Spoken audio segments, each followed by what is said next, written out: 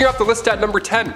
Wiper no wiping. On part 3 of the series, we of course brought up the worst job in royal history, the groom of the stool. Wiping was a royalty. We didn't have the fluffy bear family telling us to hashtag enjoy the go, where they use an incredible amount, just a wasteful amount of toilet paper. Those bears, so wasteful. We had to improvise back then and use leaves. And by we, I mean medieval peasants, not us. We discussed Romans just pooping through cold cement benches, but what did they use to wipe after the fact? Well, that was the sponge on the stick method, which I'll be honest, that's my favorite of the ancient methods. Because you know somebody had the perfect stick, right? Like one that was like, just the perfect angle to really get in there. No, the sponge on the stick wasn't that fun at all. It was actually communal, it was all bad. You had to share it, be like, oh, okay. Here you go, sir. Early Americans used brick-lined pits, and that was their washrooms. This was around the time of the Declaration of Independence, and besides human waste, people would dump anything in these toilets. They found a window in one of these pits. A window. Some poor guy hit a window. Can you believe that? And as for wiping, are you ready? Dried corn on the cob, that's what they would use. Yeah man, next time you do that corn on the cob butter trick where you like spin it through the butter, all nice and smooth, keep that in mind. Number 9, just pull it. We've talked about brushing your teeth with urine, we've talked about using horsehair for dental floss, but can it get even more bizarre when it comes to oral cleanliness? Yes. We still do this method today. If a tooth is beyond repair or it's causing an infection in your jaw, yeah, just pull that sucker out. See ya. Sometimes it's the only option. Sometimes. Back in the day though, this was the best and only method. Sore tooth, maybe a cavity, something's not feeling right, maybe your gums are just hurting, maybe you bit down on a bone, no problem. Pull it. No matter what the case is, just yank it out. Dentists weren't a thing in the Middle Ages. Dr. Downer didn't politely remind you to floss more, you know what I'm saying? But they did have a barber, the fastest dentist in the game. Barbers were responsible for obviously cutting hair, but they too would pull teeth and they would bloodlet. This guy must have been in the weeds every single day. He was so busy. Yeah, just a little off the top, maybe a little bit of blood at this, a couple of molars too, classic 3-in-1 appointment, you're good, debit. If you walked into the barber shop and you were bald, he already knew what was up. He was like, all right, I'm gonna start warming up the arm here. And if you think that's weird, well, let's go a little bit more recent for this one. Number 8, doormat toothpaste. We've mentioned some horrible lipsticks and face powders, so we need to mention this disaster of a brand. Moving past the days where your barber pulls out the problem in the 1940s, we had toothpaste. Yes, we had it. This is good. In fact, we had the most powerful toothpaste ever to this day. It was called Doormat. Okay, yeah, so back in the 40s, people were brushing with radiation. Even on the actual tube, it says, radioactive ingredients increase the defense of teeth and gums. Okay. These cells are loaded with new life energy. The bacteria is hindered in their destroying effect, leaving behind a pleasant, mild, refreshing taste. Ah, yummy. Its radioactivity was low in comparison, but the fact that this existed once, not too long ago, is just wild to me. Good gums don't bleed, they actually glow. What would their slogan be today? Doormat, accelerate your breath. Number 7. Shards and sharts. Oh, you thought we were done with the bum bum history. Think again. This is a part 4, and honestly, I could do 4 more parts on wiping alone. It's a pretty big deal, it's nuts. We don't realize how lucky we are. During the pandemic, for example, one of the first things people stocked up on was toilet paper. It's worrisome to not have 6 rolls on standby. You start getting anxious, right? You're like, oh, but what if I eat some lobster? I don't know. Whatever makes your tummy upset. Now you know a little bit more about me. But nobody did it like the ancient Greeks, and I mean nobody. Survey says ancient Greeks would wipe using broken pieces of ceramic. Oh my god. They would even sometimes write the names of their enemies on this piece of shard and then wipe. Isn't that wild? It's like, I'll show you by wiping with ceramic with your name on it. Gotcha. Yes, this obviously led to major health problems, and according to the British medical journals, 3 pieces was often enough. 3 is still a good number today. That's a comfortable fold, but ceramic, no, there's no way. No way. It was the better alternative, believe it or not. The other was actually sharp seashells. Number 6, deodorant. Before the Old Spice guy was even born, what did people do to smell good? What? Deodorant was first introduced to the public back in the late 1800s. It was called Mum. It was a cream that used zinc oxide and it was stored in metal cold containers. Nothing like Speed Stick at all, not even close to being discreet. You can't put this stuff on the bus. They're gonna be, what's that guy doing with that jar of goop? Ancient Egyptians used ostrich eggs when it came to ancient deodorant. They made perfumes and were amongst the first to try any type of deodorant. So, thank you. Thank you. Hence the ostrich egg factor. Mixing a little fat, tamarisk, tortoise shells, nuts, and then bam, you're ready for the day. Another method was a little more yummy than ostrich eggs and nuts. Egyptians would also use porridge balls. Flavored porridge rolled up and then safely secured in your little apple pitter fritters right there. Just don't wave at anybody or else you'll... There you go. Number 5. The human fly trap. This is honestly so 5-head. A brilliant play. Might be one of the best moves I've ever seen. Have you ever been to a picnic with a nice sandwich, some fresh crisp potato chips, and an ice cold lemonade as you sit on a warm blanket, enjoying the view just over yonder? When all of a sudden you are attacked by a swarm of bugs that just ruin the vibes. And now you don't even want the sandwich. Who made this lemonade? It's so bitter. I don't even like chips. The pharaohs of ancient Egypt felt the same way, except they had a great way to deal with it. Simply take a few of my servants and slather them in honey. Place them away from our royal picnic and bada bing bada boom, you got no more flies bothering you or your sandwich. This honestly sounds completely cruel, and at a time when hygiene in general wasn't great, how did they get all that honey off? Sure, a dip in the Nile will get rid of most of it, but you'd probably just glaze yourself for a crocodile's lunch. Honey would get stuck in places where the sun don't shine. And just like shame, you can never really wash it off. Number 4. Ancient sunscreen. As soon as summer comes around, game over, honey. I burn so easily. I have freckles for 2 days, then the rest is just red and just bad, all bad. That's why I'm a fan of winter. I don't have to keep applying sunscreen to my face all day and feel like I'm about to faint. But how did Egyptians beat the heat in ancient times? They didn't have Banana Breeze SPF 35. What did they do? Well, ancient Egyptians valued their skin as a symbol of beauty. You think your morning skincare routine requires a lot of work? Yeah, buckle up. Their routine was written on a tomb wall and also scrolls. They used rice bran containing UV absorbing gamma oryzanol, and that was used to block the sun off. Jasmine as well helped repair sun damage. Just some chick named Jasmine, she was like, don't look at it, just stop. Ancient Greeks used olive oil as sunscreen, which as far as UV protection goes, did absolutely next to nothing. You'd be burnt and dehydrated, but you know what? Tan line, so... Number 3. Red Dead Bandage. America 1864. There's a polite disagreement between North and South whether the South should be still using YouTube's least favorite S word as a business practice. The verdict? It wasn't very nice. That aside, the Southern states fought hard for a very stupid reason. Idiots. Such a hard fight in the fact that it was taking a serious toll on everyone. Specifically the Southern economy and civilians who got caught in the raw end of the deal. The war was a huge cost of life and money for both sides, but the South just didn't have the same resources the North did. So, after years of fighting, things weren't looking too good. An example of this was the South washing and reusing bandages as supplies were low and casualties were high. This might be hard to stomach, but that's just what happened. Nurses washed the blood off of blood-soaked rags and bandages to reuse simply because there was no supply. I don't have to be a doctor to tell you that reusing bandages in a time before antibiotics is a bad idea. It might be better to just not have a bandage in that case at all, as the chance for infection would significantly increase. Dutch, you got any fresh band-aids over there? I scraped my knee fighting with Micah.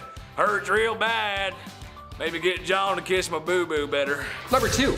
Ancient socks. Somebody got me socks as a gift over the holidays, and let me tell you, still the best thing you can get. Socks and lip balm, you can do anything you want. Game over. Socks in ancient Greece were not the right and left neon green athletic socks that you have today. No, not even close. Socks came around in the 8th century BC, made fresh from, you guessed it, animal hairs. Yeah, it was gross. This actually led to Romans tying animal skins around their feet and then tying them up. Cut to the 2nd century AD in ancient Rome, the sock game got real. Romans began using fabrics instead of animal skins, and it was softer, lighter, and all that jazz. And then later on in the 5th century, socks were worn only by the most holy. Socks were associated with the church, they were considered a symbol of purity. Yeah, you heard it. Socks would go all the way up to your leg, a little different than the New Balance ones we have now that just go up to your ankle that, you know, fall off when you're halfway to work and then make you really upset. I have one right now, I'm gonna go figure it out. Number 1. Heavy stomach. We as humans need food and water to live. Water honestly being number 1. I mean, I could eat a little bit more, but water's more important. But it is what it is sometimes. People in the past had no choice but to build water pipes out of lead. Sure, maybe it wasn't common knowledge that the lead was toxic, but a lot of people did know. So that's why all the cities that sparked up during the Industrial Revolution were built with such. Lead as a material did make sense as it was cheap and easy to use, so that simply outweighed the health risk of lead poisoning. Lead was a common material in other products as well. But when your drinking water is supposed to be fresh, maybe it's time to spend a little more so we don't end up, spending a lot more on healthcare for lead poisoning. After years of being underground, the pipes corrode and leak toxins into the water stream. It's why in older cities, a lot of time and money is spent today replacing old pipe infrastructure. To me, it's a classic case of Let somebody else deal with them, sure, it's fine. Well, I'm off to go work in a completely safe asbestos factory. I'm sure there's nothing wrong or bad in there. Number 10 is a rocky time, because toilet paper didn't migrate its way over to Europe until the 16th century. Before, it was all sponge sticks and rocks, baby, and stones were actually a pretty common bathroom solution for the average Greek, who used rounded pieces alongside ceramics known as pissoi, which translated to pebbles. They kept a pile of these pebbles in their lavatories in some cute little Bed Bath & Beyond brand wicker baskets for whenever it was time to freshen up. And similar to how we have the phrase, toilet paper doesn't grow on trees, they also had the saying to encourage a little frugality in the bathroom. 3 stones are enough to wipe. But my favorite fun fact is some of these pissoi sometimes originated as ostraka, the pieces of broken ceramic on which the Greeks of old inscribed the names of enemies. The ostraka were used to vote Big Brother style for some pain in the, well, you know what, to be thrown out of town, hence ostracized. Check out the Bumblebee video Top 10 Historical Laws That Defy Logic to learn all about this strange law and phenomena, and maybe subscribe to our Hive while you're at it to stay up to date on all our video releases. This creative recycling of ostraka as pissoi allowed you to quite literally wipe your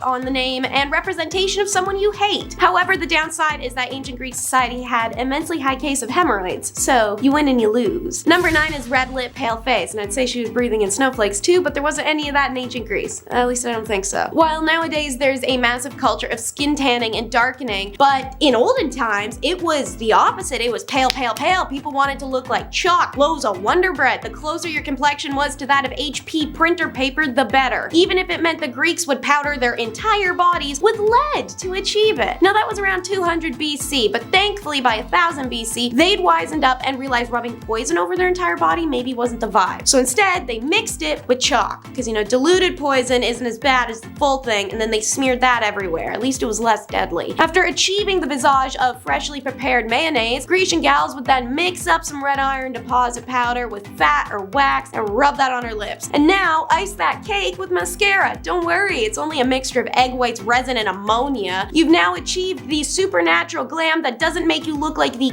puppet from Saw at all. Number 8 is scrape it off. The ancient Greeks looked at bathing as aesthetic purposes first, actual hygiene second. Bathing wasn't to clean away dirt per se, rather to beautify the body. The Greeks did invent soap down the line, but prior to the advent of public baths in 600 BC, they started off using blocks of clay, sand, pumice, and ash that they'd rub away with olive oil after applying. The same oil that they'd then scrape off. This was done with a strigil. But that's okay. After 600 BC, you can always have a nice refreshing bath, right? Think again. Contrary to popular perception, not every city or village in ancient world had a public bath, or even if it did, they weren't always open to everyone. Even when they were in fashion, if you were from a lower class, the best you could expect would be scrubbing yourself with old and pure olive oil that multiple people have already applied, scraped off, and returned to the same barrel for all poor people public use jug. If you were extra lucky, there would be a wash bowl, but then you'd be expected to share it, or even the water, with someone else. Speaking of, number 7 is sweat sails. So unlike the poor, who scraped oil off into a container and reused it over and over until it eventually became sludge, or the rich, who could use oil once and then just toss it out, athletes of Greece would scrape their oils off into special little containers. It's the same with their actual sweat to be sold. Sweat could easily be collected with a strigil, the same as oils, and it would carry the dead skin cells and grime with it. This was called goilos, and the servants or athletes themselves would be expected to harvest it for people of Greece to do all sorts of weird things with it. These scrapings would then be sold as medicine, beauty products, perfume, you name it. People would rub the sweat of athletes on their skin, believing it to calm aches and pains, which it probably didn't do particularly well. If nothing else though, the Greek people, after rubbing some sweat and dirt on their skin, got to smell like an Olympian and enjoy some of the youthful vigor of the young men it came off of. At the same time, gyms themselves would cash in on their users' bodily fluids and would often scrape their walls and floors for extra good, then invite companies to bid on the bottles of sweat. So the next time you're at the gym and you get off that machine and you leave that fresh layer of you-do where your back used to be, wipe that crap off before someone harvests it and sells it like a freak. Number 6 is mystery creams. I only call them that because it's a mystery why they'd ever want to use these products as creams. I want to know who woke up one day and slapped some crocodile crap on their face. How did did they figure out that this was a skincare thing? Someone had to be the first. I like to think that person fell in it, woke up the next day looking radiant, but whatever. Yeah, so crocodile dung was a big part of Grecian life, because so were the animals, but it was far from being a nuisance. Vain folks saw this as an opportunity, and the croc dung became part of many recipes for effective skincare treatment. This is face masks, contraceptive, hair masks, feet soaks. Hell, one recommendation for treating scars or crow's eyes around the eyes was by applying a little crocodile dung as eyeshadow. To quote a Greek medical document, "Levigate the dung of the land crocodile with water and anoint." If they have the means and the monies, people might even also have a whole dung bath in order to feel rejuvenated. I feel like that last one might have been a bit much, and considering the story of the ancient Greek philosopher Heraclitus, I am not far off in that opinion. Afflicted by swollen skin, he decided the best course of action would be some dung therapy. He buried himself in warm dung and mud in order to treat his condition. However, he stayed in the pile too long and ended up overheating and dying. Number 5. Crocodile done the deed. Again, I'm saying this again.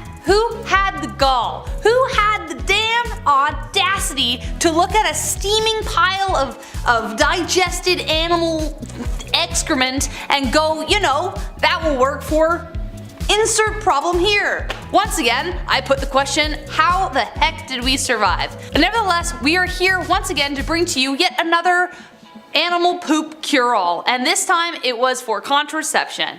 Yes, in ancient Egypt, women would use crocodile dung as a contraceptive. Yay! Now, crocodiles were worshipped and sacred to the ancient Egyptians, so that could be one reason why they thought it would help. They would mix it with sour milk, to make it a pasty kind of poop dough with a hope that would create an acidic barrier to sperm. Kind of like a dungy version of a diaphragm or a cap used today, but covered in spermicide. We had to start somewhere, but I honestly can't think of a better way to kill the mood. Hold on, honey. Gotta shove some poop out there. Number 4, sulfur for freckles. Ooh, this next one gets me hot. This next one hits too close to home. Sorry, frecklers. I love my freckles. Every summer they pop harder and harder. Better, faster, and stronger. I love them. But back in the day, there were some pretty insane methods to get rid of them. I know, get rid of them. How could you, right? How dare you? Having freckles in ancient Roman days meant you couldn't participate in your favorite magical rituals. Yeah, sorry Balthazar, I'll catch the next meeting I guess. I'm gonna go wash up. Having freckles meant you were impure or polluted. And in ancient Greece, having a beauty mark or 1,000 on your face or cheek meant a bright future was in store for you. So depends really where I am. That I'm like, huh? Medieval Europe, moles or freckles meant that you were for sure a witch. Great.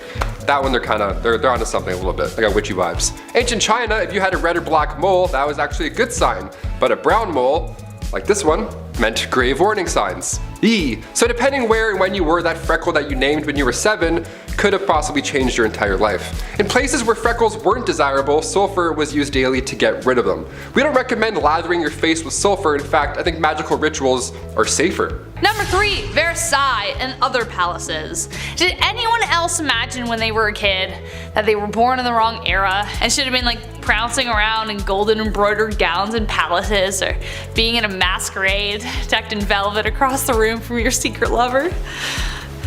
Some more than most. Except there is a lot missing from that fantasy, specifically the smell. You'd think a place like Versailles with like halls of mirrors and lots of gold everywhere would be like the cleanest place to live in the 18th century, but the reality was stomach churning. Remember that red velvet dress? Well, that hadn't been washed in God knows how long, and you were stuffed in a room with people wearing the same thing, and everywhere was a toilet. That's right, nobles didn't wait to empty themselves in a chamber pot or bathroom of some kind. Versailles was their toilet. They would relieve themselves in empty fire pits, imagine if it was occupied, in the stairwell, behind doors, wherever they felt. Sounds too ridiculous to be true? Well, take this 1675 report of the Louvre Palace in Paris, and I quote, "On the grand staircases, behind the doors, and almost everywhere one sees, there are massive excrement. One smells 1,000 unbearable stenches caused by calls of nature, which everyone goes to do there every day." Unquote. Things got so bad in other palaces, Henry VIII even had to decree that cooks in the royal kitchen were forbidden to work naked. Why were they working naked? I don't know.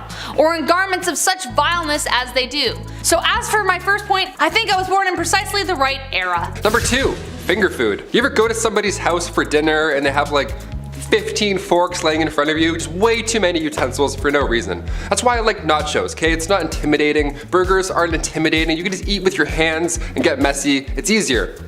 It's way more fun as well just to dive in and make an absolute mess. Like medieval times, for example, they had cutlery, but you had to be somebody fancy to have it. Most of the population, being poor and all, had to eat with their hands. Chopsticks were first used during the Shang dynasty. The oldest chopsticks ever found went as far back as 3000 BC. But come 400 AD, China's population spiked, resulting in a lack of resources for food. These stirring sticks now got a lot smaller to fit for their smaller portions, and that was the start of chopsticks. Fun fact, come the 16th century, the rich and fancy carried their own set of forks with them to their royal dinner. King Charles V of France had a vault with a few forks in it. He's like, hey, check this one out. Bing! That's how rare that kind of metalwork was back in medieval times.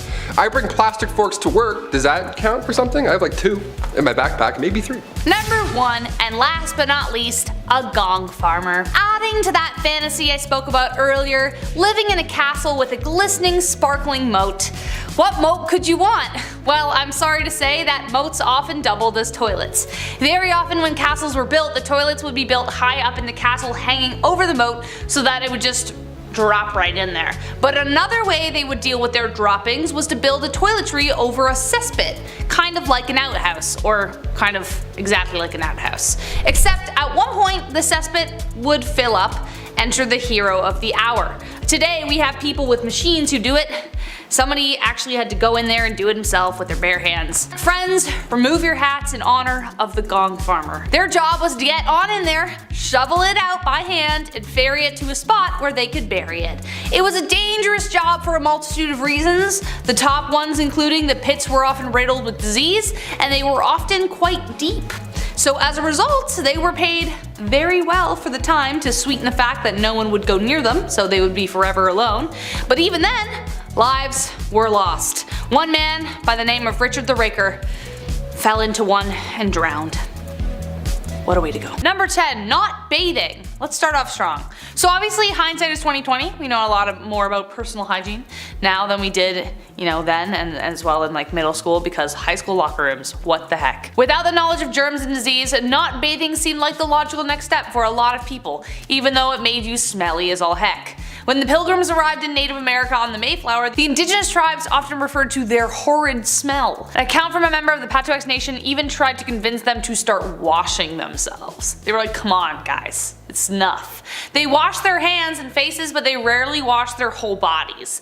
Though they believed cleanliness was next to godliness, that didn't necessarily mean they needed water to do it. They believed that should they submerge themselves, they risked disease. This could be because they dumped their daily duties into the water, so that's likely. So instead they took dry baths where they wiped themselves down with a dry cloth, but it didn't really help much. Number 9, bedpans. It's always the worst when you get tucked in at night, you start to fall asleep, you're starting to doze off, and then you realize you need to pee. It's the worst. You gotta get up, walk down that long, scary hallway, blind yourself for 2 minutes, and then get cozy all over again. Well, in the Middle Ages, you would just toss your full bedpan out the window. Easy peasy, heads up. Oh, oops. It's so gross.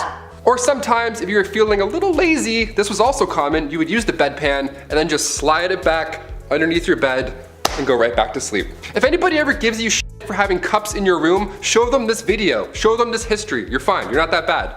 Back in those days, we weren't exactly aware of the disease that we threw out the window as well. Most of the time it was number 1, so the rain could just, wash away the yuck, but these buildings were only one story. It wasn't going anywhere. If you were tossing anything out, you'd be stepping over it the next morning on the way to, the public execution or whatever. Number 8, a lead facial. Today, if you have tan skin from that hot summer glow, it implies that you have had enough leisure time to acquire such a hue. Getting a tan is the thing unless you're like me and slather on that sunscreen for health, and so you look like a newborn baby when you're 80 years old. However, it was the opposite in times of old. If you had sun-kissed skin, that meant you worked hard in the fields, a symbol that you were a peasant or of lower class. If you were rich, you tended to have much paler skin, therefore implying your status, but simply staying out of the sun wasn't enough. Elizabeth I used a combination of lead and vinegar to achieve a bright white complexion and to hide her smallpox scars. The compound was called ceruse. This tradition even goes all the way back to women in the Roman Empire. Empire.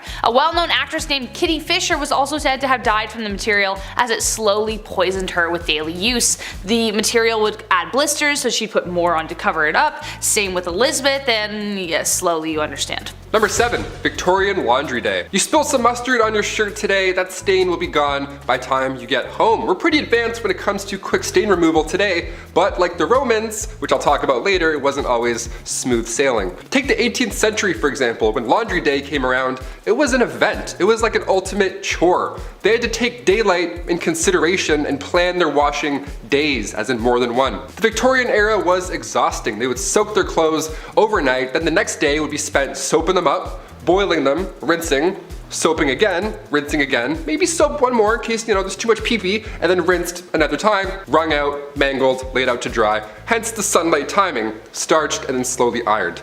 Cut to today, we have to encourage adults not to eat Tide Pods or drink bleach. We'll get there, maybe, I don't know. Number 6, wigs and makeup. When you don't bathe and are overall just smelly, you're gonna need to do something to cover up whatever the heck is building up beneath that bodice. Wigs would have never become as popular if it weren't for a very specific venereal disease called syphilis. By 1580, the STD was the worst epidemic since the Black Death. Patients clogged hospitals, and without antibiotics or protection, things got pretty nasty. Sores, blindness, rashes, dementia, and patchy hair loss. Thus, for the sake of keeping up appearances, wigs came into fashion. Also the makeup I mentioned before. Balding was a huge humiliation, so they made wigs out of horse, goat, and or human hair. They also cover the wigs in powdered scented with lavender or orange to hide any foul odors, and as we suspect, there were a lot of foul odors. They weren't stylish until 1655 when the King of France started losing his hair and had 48 wigs made. Then 5 years later, his cousin Charles II of England joined the train, and suddenly powdered wigs became like the next best thing. Wigs did help curb the lice problem though, because the human hair had to be shaved in order for the perukes to be worn, but the wigs themselves had to be deloused often. And yeah. Number 5. Medical shows. Today medical shows, they're fascinating. Dr. Pimple Popper, I'll watch that all day while I eat. I don't even care, I'm disgusting like that. Dude's getting mashed potatoes squeezed out of their back, so I'm like, let's go, I love it. I'm slapping that thumbs up, it's my shit. Back in the Wild West, the 1860s, the 1890s, they had what's called medicinal showmen. These are, what an absolute joke, what a con. These guys would go town to town selling elixirs and tonics, everything one needs to live a happy and comfortable Western life, but they were full of lies. None of this shit is true. These professional medicinal showmen would have pawns run ahead and plant themselves in the audience before these random demonstrations of amazing medical elixirs, right? These shows, bunch of bullshit. They would call up random audience members, that guy that ran ahead, and then use one of these elixirs and magically treat their ailment on the spot in front of the public, right? Almost as if it was a magic show. One of the most successful of these elixirs was the elixir made from John Healy and Charles Bigelow. It was a mixture of herbs, roots, and animal fat, said to treat any and all illness, but in reality, it was just an extremely strong laxative. So yeah, if you're gonna take it, make sure you're close to home. Yeah. Number 4. Bad bartenders. When we think of old saloons, old West saloons with the swinging doors and stuff, a few catchphrases and a cowboy with some whiskey, all that good stuff, the bartender back then would pour a drink, the cowboy would take the bottle instead. So illegal. Sir, that's that, please put that back. Back in the wild Western days, grabbing a drink at the bar wasn't like that at all. It wasn't like anything you see in the movies. It sucked. Bartenders, they had no regulations to follow behind that dirty bar. But not only was it very high proof, but some bevies like tarantula juice was it would just poison you. It was literal poison. If its name didn't tip you off, it was literally made with poisonous ingredients, because that's how cowboys did it back then. But they're hairs. I don't know. Tarantula juice was made from strychnine. If you drink it, you're gonna feel like there's tarantulas crawling all over your skin. That was their pitch back then. They're like, happy hour, come get tarantula juice. I'm like, awesome, thank you so much. How do I not tip? Which button do I press to not give you money, you freak? Number 3, grow it out. In the Old West era of the United States, men often grew their hair long as a practical choice rather than a cool fashion statement. You know what I mean? All those bandits with their long hair, they had to. Living in the rugged and often isolated terrain of the West, men had to perform many physically demanding tasks like hunting, ranching, mining, pouring whiskey drinks and tarantula juice. Long long hair would help protect their scalp and neck from the sun and wind and all that good stuff. But it's important to note that haircuts were not always easily accessible back then. And many men back then could not afford them or did not have access to a barber. It's like, I can't cut it. It's like, where? We don't have anything. We don't have dental. What do we do? As a result, growing their hair long became a practical and functional choice for many men back in the Old West rather than, style. They were going for looks back then. They weren't doing man buns, doing the cowboy thing. They're like, no, I have bugs. I don't want you to see my bugs. I'm gonna grow it, thanks. Number 2,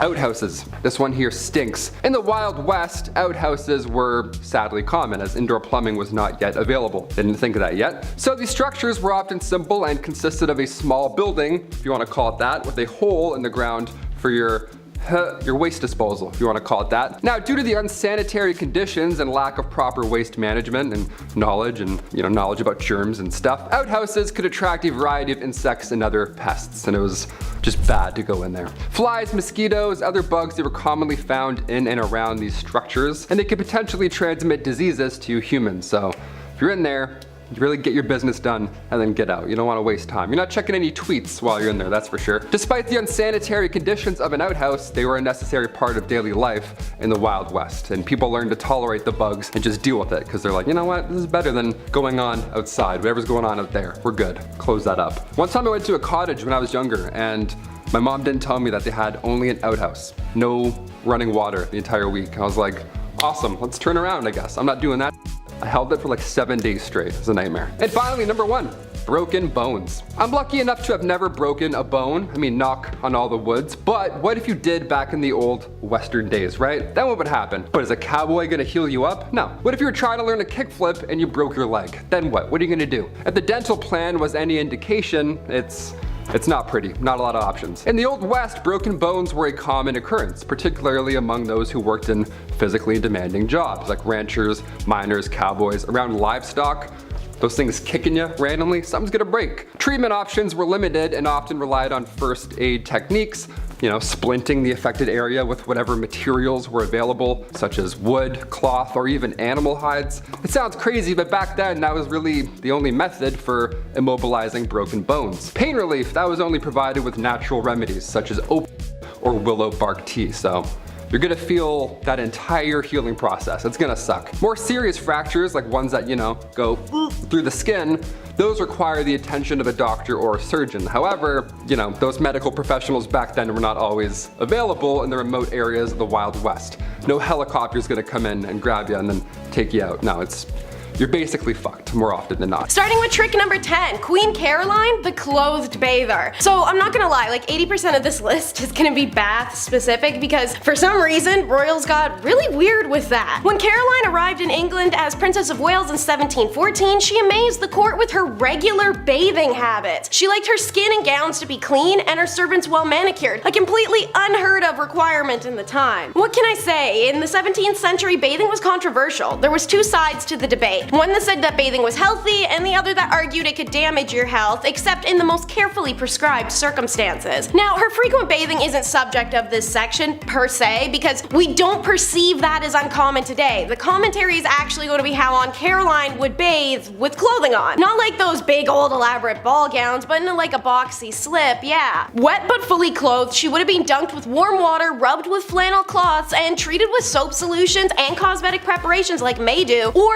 the milk of asses and mares, which is a lovely little segue into milk baths. Number 9. You may think I'm about to spew off some Cleopatra facts and stories, which is fair. She and the Empress Poppapea did make this treatment famous, but I'm talking about a different monarch and one funky decision she'd make after the bath. So milk baths use lactic acid, alpha hydroxy acid, to dissolve the proteins which hold together dead skin cells. Whether or not the ancients knew all that, they could tell it had a rejuvenating effect on their skin. Whenever she was suffering from a distressing malady, which is olden terms for a woman being upset, Countess Platten Hanover bathed in milk and then generously donated the contaminated milk to the poor. Lives of Queen of England, the House of Hanover, Volume 1 by Dr. John Donnan documented one such occasion, writing, "Whenever Countess von Platten designed to appear with more ordinary brilliance than her own person, she was accustomed to indulge in an extravagant luxury of a milk bath, and it was added by the satirical or the scandalous that the milk which had just lent softness to her skin was charitably distributed among amongst the poor of the district, wherein she occasionally affected to play the character of Dorcas from the Bible. Now, to answer the age-old question, why toilets are called thrones, is number 8. So, French King Louis was downright gnarly. If he was alive now, the dude would probably be one of those people that's part of like that no shoes movement and refuses to wear deodorant and just terrorizes Walmart with how they smell. He famously made Versailles so bad, it smells to this day. And apparently he only bathed 3 times in his entire life, which should probably be punishable by death, because I can't imagine someone who has literally never bathed not smelling offensive. Apparently he changed his clothes 3 times a day and had a new perfume made every week to help, but this gross little weasel really went the full mile. He had a toilet seat under his throne and he would use it while addressing the court. Imagine dying of boredom during the king's mandate and all of a sudden he starts making faces and pausing in sentences and clinging to the throne arms trying to force out that day's dinner. Imagine accidentally making eye contact. I think I'm done with this segment now. And talking of unpleasant sights, Isabelline Brown is number 7 on the list. Victorian ornithologists, that's a fancy name for bird science people, are some of the only fun sciencey folks out there. They like to use obscure adjectives when naming newfound species, especially those that are a predominant color. As a result, there are species whose names include such words as Cerceline, which is sky blue, Cinereus, which is ashy, and citrine, a light olive, for some examples. But my favorite avian hue is Isabelline. Why? Because of its off-color origins, that's why. So prepare to retch. Isabella and her husband Albert IV, Archduke of Austria, were the sovereign of the Spanish Netherlands from 1598 to 1621. British folklore goes that in 1601, a Spanish army led by Albert laid siege to Ostend on behalf of her half-brother, King Philip III of Spain. Isabella apparently was feeling very confident in her husband's ability to win, so confident she vowed not to change her underwear until the city was taken. Unfortunately for Isabella and her entourage, her husband was not a great military tactician and the siege lasted until 1604, so 3 years. And for those 3 years, Isabella supposedly wore the same grubby underwear until they developed a range of unsavory coloration. Now if you're currently retching, I'm sorry, but I'm not letting up. Isabelline as a color description was used before the siege in the year 1600, the inventory of Queen Elizabeth I's wardrobe. So if the color Isabelline predates the siege of Ostend, then the expression must come from an earlier Isabella. The French, German, Italian, and Spanish languages all have versions of the word with a similar folk etymology, except that in all cases, the reference is to the 8-month siege of Granada by Isabella I of Castile and her husband Ferdinand II of Aragon. So if any royal Isabella did give their underoos the world's worst tie-dye job, then well, it seems likely it was Isabel of Castile. So let's talk about Isabel of Castile for number 6 and her bathing ban, shall we? So Philip II, Isabella's father, banned bathhouses in 1576. So apparently it's in the genetics to be downright filthy. This may sound crazy, but in Spain, the Christian doctrine saw bathing as a corrupt practice that could only lead to nakedness. Apparently, being a human in your most natural form was considered hedonism and something unreligious. God forbid if you splash some water on you too. So this belief was to such a wild extent, Christians often walked from England or France to Jerusalem as a ritual without washing or changing their clothes. After the conquest of Granada by the Christians, the Muslims of Spain not only had to give up their religion to survive the Inquisition, but they also had to give up bathing. Isabella and Ferdinand ordered the Muslim baths to be destroyed and informed them that bathing was strictly forbidden. Isabella boasted that she herself, their leader, had only bathed twice in her life, and pretty much every historian takes her word for it. Makes sense that she would be so grimy they can name a questionable shade of brown after her underwear. Naturally, the Muslim people are absolutely horrified because cleanliness is literally mandatory in their religion as the prerequisite for every form and mode of worship, and by extension it had become culturally significant. To separate them from their religion and then ban their last remaining tie to it, that's dirtier than Isabella's briefs. Even when Columbus mentioned the daily bathing habits of the indigenous peoples of Bahamas and the Caribbean, Isabella was horrified to the point of rage and commanded them too, as her new subjects, to stop this blasphemous bathing practice at once. Number 5. Well, I didn't have any corn. Austin Powers reference for you.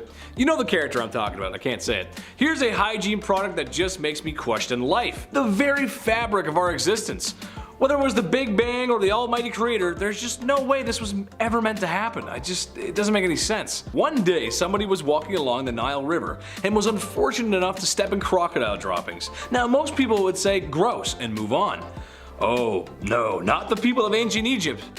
They felt the stinky, squishy unholiness on their feet and said yes. we must bathe in this. And they did. They took the forbidden mud bath, the brown tsunami, the cesspit of no hope. You can call it whatever you want, really. It's horrible either way you look at it. Supposedly it was meant to keep you young and beautiful. My only question would be, at what point did they realize poo baths were a mistake? Was it when they were smelling it and it was bad? Or was it when it accidentally got in your mouth or something like that and you're just like, oh what, what got that out of my mouth? That's the Scottish Egyptian, in case you were wondering. Number 4, waste removal. This one is kind of a broad stroke, but hear me out. There's no plumbing, no waste removal, and people kind of just go wherever they want. A lot of that unhygienic waste is kind of just laying about. However, the people of Egypt also had the advantage of the Nile River, which means they use that bad boy for everything. Transport, irrigation, a water source, and of course, a bathroom. Which, in case you didn't know, your source of water and irrigation should be two separate, they shouldn't go together, that's not good. This is a good explanation for the plagues of Egypt, besides the sin, bad sinners, no sinning. As years of that kind of negligent waste management are liable to make any pharaoh sick. Don't mix your water with the poo, don't do that, that's bad, don't do that. Number 3, sunscreen. This should come as no secret to anyone out there, but with my rosy cheeks and fair complexion, I would not do very well in the suns of ancient Egypt. Honestly, I don't know how Luke Skywalker lived on Tatooine with those twin suns. Without a little copper tone action, you know what I'm saying? The Egyptians had an answer to that problem, however. Not the whole living on Tatooine part, that just kinda sucks no matter what. Blue milk is weird. They had a makeshift sunscreen using rice bran extracts and a few other ingredients that were meant to help protect against the sun's rays. How effective was it really? Not sure, cause the only stuff I'm willing to test out is the real stuff. And if I get burnt, then I start peeling. And then somebody has to rub aloe vera all over me. Be right back, I'm gonna get some sun. Number 2, cursed craft dinner. You've got no plumbing in your palace, and it's time for dinner. So how does an Egyptian royal make his favorite pot of KD without water? I mean, if college kids can do it in their dorm room, surely they can master the art of post-secondary cuisine. Well, for some unlucky folks, it means taking a pot and walking down to that old Nile River. Almost like people rely on water or something, and take a big scoop of water and bring it back. But while you begin to scoop some water, you may notice someone is picking up crocodile dung. And people are bathing in the water. And to your left, there's a maiden washing clothes, and to your right, there's a man doing something I can't repeat on YouTube. Oh well, time to scoop some more water up and consume this clean, nice water at home. Oh, this is the best. Tastes like the village. It's nice. Number 1, pink milkshake. Does it still count as hygiene if you ain't breathing? I say yes. Besides the pyramids and maybe the Nile, mummies are the most famous things about Egypt. And in a weird way it is hygiene. Hygiene for the afterlife. When someone super important passes on, it's time for a little game of operation. Stomach, liver, intestines are removed and put into jars. You never know when you might need that next. The heart is left because it's the heart, and the Egyptians were die-hard poets, so you got souls in there, you gotta keep that.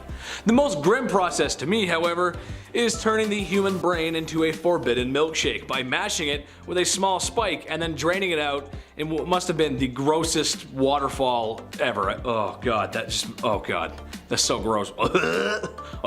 Anyway, then you take some linen and start wrapping the mummy up like a dad wrapping last minute gifts on Christmas Eve. Bada bing, bada boom, there you go. Buddy is prepped for the afterlife. Don't mind me, I'm just gonna be sick from the brain milkshake. Ooh.